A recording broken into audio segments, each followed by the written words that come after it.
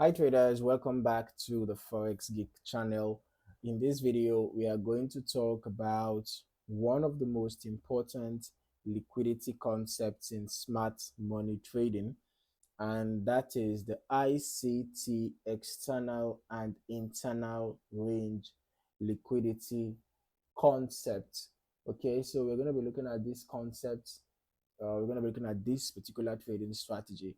First of all, let us break down what this means. Okay, liquidity is the fuel that drives the market. Okay, price moves toward areas where liquidity is available because that is where orders can be filled.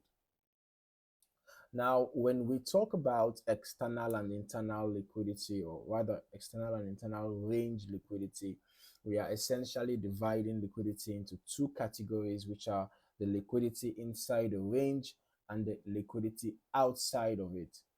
Now, internal range liquidity forms within the highs and lows of a trading range or consolidation. All right, so using this as an example now. So it's the liquidity that forms between highs and lows of a trading range. All right, between the highs and lows of a trading range. Okay,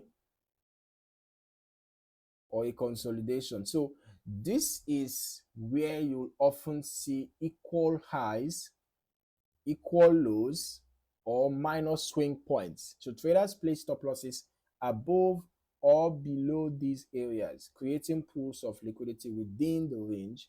You know, institutions know this and often target these internal stops to grab liquidity before making the real move.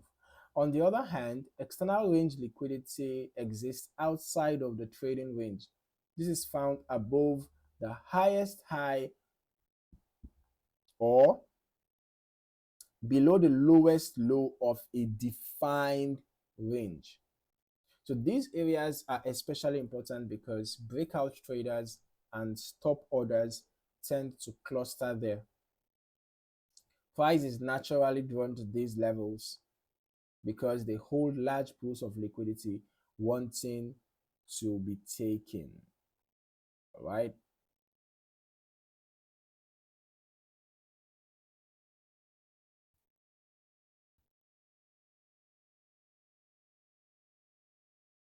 Now, how do you identify these on your chart? Step one, you have to define your trading range by marking the key high and low. Step two is to look within that range for equal highs, equal lows, or obvious stop clusters. Okay, that is your internal liquidity. Then the third step is to identify what lies outside the range. You know, those external highs and lows where breakout traders are waiting. Okay, once you have both mapped, you can start to anticipate how price will interact with them. Here's the key. Price often sweeps internal liquidity first before heading to external liquidity or vice versa. For example, the market may consolidate, take out an equal high inside the range to grab liquidity, and then reverse back to the external low. Right? That's just an example. Let's say if we had something like that happen.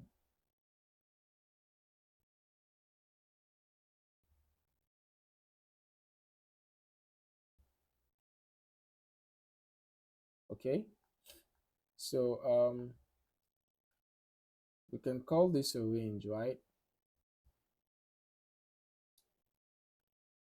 And you can see that in this particular scenario,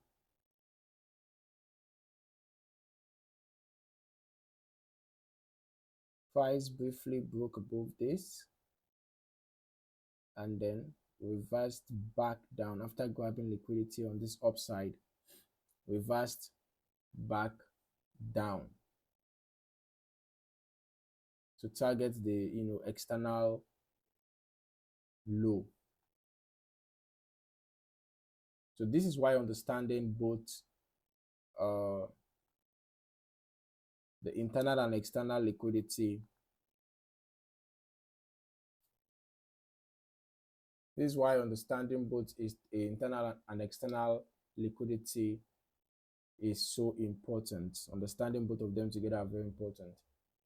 When you combine this concept with market structure and other smart money tools, it becomes even more powerful. For instance, if the overall structure is bullish, if you have an overall bullish structure, but you see price sweeping internal liquidity inside a range, you can anticipate that the market may then push higher to target external liquidity above the range, right? So it's always important to remember that liquidity is not random, it is engineered. Okay, institutions drive price into these areas to collect orders before making the true move. Once you start seeing liquidity in terms of internal and external ranges, the market begins to make much more sense. So to recap, internal range liquidity is found inside the highs and lows of a range, while external range liquidity is found outside those boundaries. So price is drawn to both of them because they hold clusters of stop orders. The strategy is about recognizing where liquidity is likely to be taken and aligning that with the bigger picture of market structure.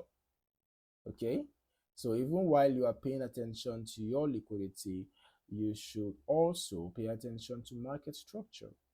Right, so in a bullish trend, and perhaps if the trend is strong, maybe you have a strong bullish momentum, whenever you have a breakout within a strong bullish trend, maybe you have a bearish breakout after a slight consolidation, that bearish breakout might just be a false breakout that is aiming to grab liquidity. Right, so you have to pay attention to the larger picture, pay attention to market structure, and trade in line with the prevailing market structure. Right, you trade in line with the prevailing market structure. So if this explanation of the ICT, external and internal range liquidity concept, trading strategy, gave you new insights into how the market really moves, make sure to hit the like button, subscribe to the channel, and turn on notifications so you don't miss future smart money breakdowns. The more you practice identifying these liquidity zones, the clearer price movement will become. See you in the next video. Happy trading.